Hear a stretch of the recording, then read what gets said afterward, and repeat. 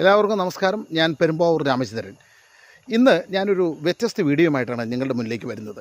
അതായത് മധുരം തേടിയുള്ള യാത്ര. ഓണമൊക്കെ അടുക്കാറായി. അപ്പോൾ ആ സമയത്ത് നല്ല മധുരം എവിടെ ലഭിക്കും? ഞാനിപ്പോൾ നിൽക്കുന്നത് പാലക്കാടാണ്. പാലക്കാടിലെ കൊടുവായൂരിലേക്കാണ് ഞാൻ പോകുന്നത്.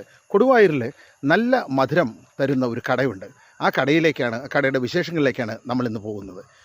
പെരുമ്പാവൂർ രാമചന്ദ്രൻ എന്ന ചാനൽ കാണുന്ന നിങ്ങൾ ഓരോരുത്തരും നിങ്ങൾ ലൈക്ക് ചെയ്യുക, കമൻറ്റ് ചെയ്യുക, ഇത് ഷെയർ ചെയ്യുക, നിങ്ങളുടെ അഭിപ്രായങ്ങൾ രേഖപ്പെടുത്തുക.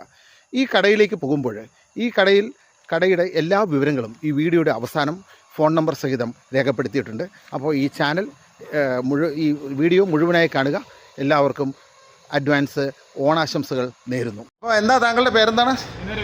വിഘ്നേഷ്. അപ്പോൾ ഈ കടയുടെ പേര്?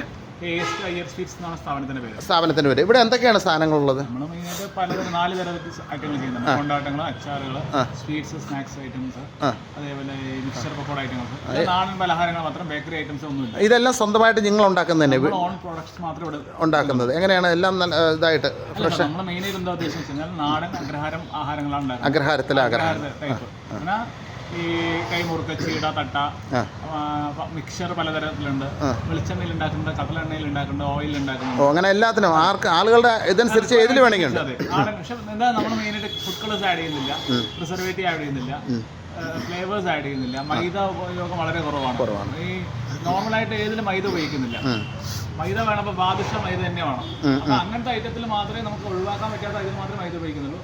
മിക്സർ പക്കോട ഐറ്റങ്ങൾ അങ്ങനെ ഏതിലും നമ്മൾ ഒന്നിലും മൈദ ഉപയോഗിക്കുന്നില്ല. കടലമാവ് ബേസാണ്. അരി കഴുകി പൊടിച്ച് നമ്മൾ തന്നെ ചെയ്യുന്ന ഐറ്റമാണ് ചെയ്യുന്നത്. നാടൻ എന്താ പറയുക, ഇത് മുത്തശ്ശിയായിട്ട് തുടങ്ങി വെച്ചതാണ്. മനസ്സിലായി. എത്ര വർഷമായി കട തുടങ്ങിയിട്ട്? 27 കൊല്ലം. 27 കൊല്ലമായിട്ടുള്ള കടയാണ്. അപ്പോൾ തീർച്ചയായിട്ടും ആ പഴയ പാരമ്പര്യമൊക്കെ ഉണ്ട്. അപ്പോൾ എങ്ങനെയാണ് ഞാൻ ചോദിക്കുന്നത്, ഈ ദൂര സ്ഥലങ്ങളിലെ ആളുകൾക്ക് നിങ്ങൾ കൊറിയർ അയച്ചു കൊടുക്കും? ഇഷ്ടമാതിരി നമുക്ക് ബാംഗ്ലൂരും ചെന്നൈയിലേക്കും എറണാകുളത്തേക്കും കൊറിയർ അയച്ചു കൊടുക്കും. അപ്പോൾ ഈ നിങ്ങളുടെ നമ്പറിൽ കോൺടാക്ട് ചെയ്ത് കഴിഞ്ഞാൽ അവർക്ക് നിങ്ങൾക്ക് ആവശ്യമുള്ള ഐറ്റംസ് ഞാൻ കൊറിയറിലൊക്കെ അയച്ചു കൊടുക്കും. ശരി. അപ്പം നമ്മളിവിടെ നിൽക്കുന്നത് KSP Iyer home made food products ആണ്. ഇത് കൊടുവായൂരാണ്.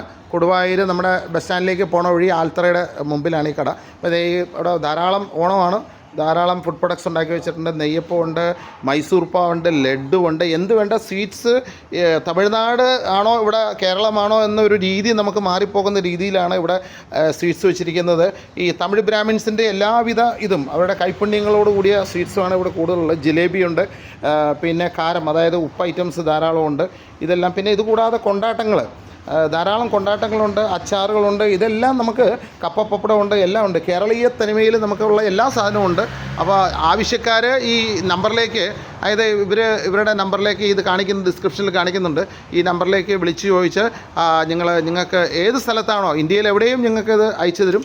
അപ്പോൾ 27 വർഷത്തെ പാരമ്പര്യമുള്ള ഒരു ഇതാണ്, സ്വീറ്റ്സാണ്. അത്രയും വിശ്വാസ്യതയുണ്ട്.